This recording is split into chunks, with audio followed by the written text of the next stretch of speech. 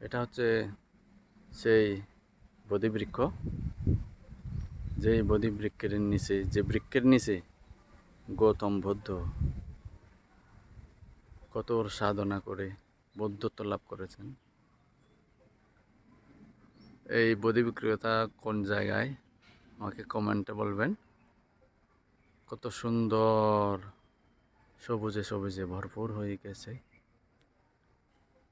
দেখুন কত সুন্দর পাতাগুলো, এই যে কত সুন্দর পাতা। হ্যাঁ, অন্য বৃক্ষের, অন্য গাছের পাতার সাথে তুলনা হয় না আসলে। চিন্তা করে দেখুন কি অপূর্ব সুন্দর, কি অপূর্ব সুন্দর, অন্য বৃক্ষের সাথে মেলে না।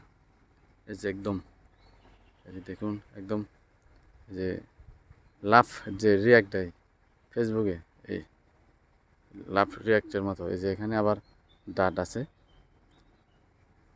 ডাটি, তারপর এখানে গোল করে কত সুন্দর মসৃণ পাতা, খুবই সুন্দর।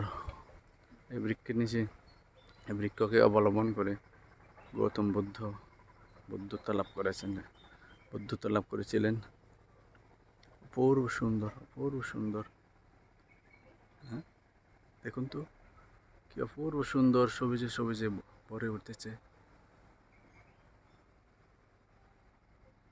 আমি এই ভিডিওটা করতেছি 2026 সালের আজকের দিনে। কত সুন্দর, অসাধারণ সুন্দর। এখানে মানুষ পূজা করে, বন্দনা করে, অসাধারণ।